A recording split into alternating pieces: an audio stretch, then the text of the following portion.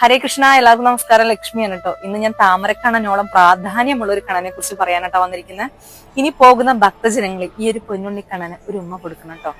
എവിടെയാണെന്നും കൂടെ പറഞ്ഞു തരാം, എന്താണ് പ്രത്യേകത എന്നും കൂടെ പറഞ്ഞു തരാം. ഞാൻ കഴിഞ്ഞ ദിവസം ദർശനത്തിലെത്തിയ സമയത്തായിരുന്നു. ഒരുപാട് പ്രാവശ്യം ഗുരുവായൂർ ക്ഷേത്രത്തിൽ പോയിട്ടുണ്ടെങ്കിലും ഈ ഒരു കണ്ണനെ കുറിച്ചിട്ട് എനിക്ക് അറിയാൻ സാധിച്ചിട്ടില്ല. താമരക്കണ്ണനെ കുറിച്ചിട്ട് അറിയാം, ശ്രീലകത്തുള്ള പൊന്നുണ്ണി കണ്ണനെ കുറിച്ച് നമുക്കറിയാം. എന്നാൽ പോലും ഈ ഒരു ഉണ്ണിക്കണ്ണനെ കുറിച്ച് ഞാൻ അറിഞ്ഞിട്ടുണ്ടായിരുന്നില്ല. കഴിഞ്ഞ ദിവസം ദർശനത്തിനെത്തിയ സമയത്ത് ഒരുപാട് അമ്മമാര് ഉണ്ണിക്ക് മാല സമർപ്പിക്കുന്നുണ്ട്, പാതാരമിതത്ത് താമര സമർപ്പിക്കുന്നുണ്ട്, ഉണ്ണിയുടെ കവിളിൽ പിടിക്കുന്നുണ്ട്, നെറ്റിയിൽ ഉമ്മ കൊടുക്കുന്നുണ്ട്, വാരി പുണരുന്നുണ്ട്. അപ്പൊ ഞാൻ ഈ അമ്മമാരോട് ചോദിച്ചൊരു കാര്യം എന്നുള്ളത് എന്താണ് ഇവിടുത്തെ പ്രത്യേകത എന്നായിരുന്നു. അപ്പൊ അമ്മമാർ എന്നോട് പറഞ്ഞൊരു കാര്യം എന്നുള്ളത്, ശ്രീലകത്ത് നമുക്ക് ഉണ്ണിക്കണ്ണനെ മാല സമർപ്പിക്കാൻ സാധിക്കില്ല. ആ സമയത്ത് ഈ ഒരു ഉണ്ണിക്ക് നമ്മൾ ഇവിടെ മാല സമർപ്പിച്ചു കഴിഞ്ഞാൽ ശ്രീലകത്തിരിക്കുന്ന ഉണ്ണിയുടെ കഴുത്തിൽ വീണ പോലെ എന്നാണ് അമ്മമാർ എന്നോട് പറഞ്ഞത്. അത്രയും പ്രാധാന്യമുള്ള ഒരു ഉണ്ണിക്കണ്ണൻ തന്നെയാണ്, താമരക്കണ്ണനോളം പ്രാധാന്യമുള്ള കണ്ണൻ തന്നെയാണ്.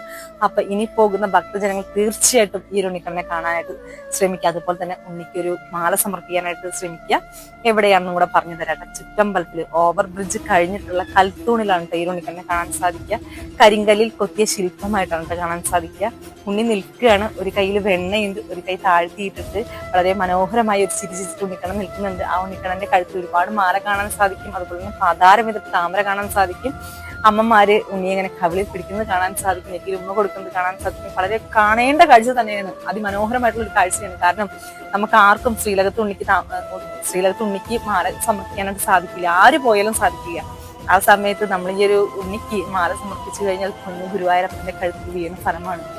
തീർച്ചയായിട്ടും ഇനി പോകുന്ന ഭക്തജനങ്ങള് ഈ ഉണ്ണിക്കൊരു മാല സമർപ്പിക്കുക, അതുപോലെ തന്നെ ഉണ്ണിക്കൊരു മുത്തം കൊടുക്കുക, ഉണ്ണിയെ വാരി പുണരുക. കാരണം ഇതെല്ലാം നമ്മുടെ ജീവിതത്തിൽ കിട്ടാത്ത ഭാഗ്യം തന്നെയാണ്. അപ്പൊ ഇതെന്തായാലും എൻ്റെ എല്ലാ ഭക്തജനങ്ങളും ഇനി പോകുന്ന സമയത്ത് ഈ ഒരു ഉണ്ണിക്കണ്ണനെ കൂടെ ശ്രദ്ധിക്കുക.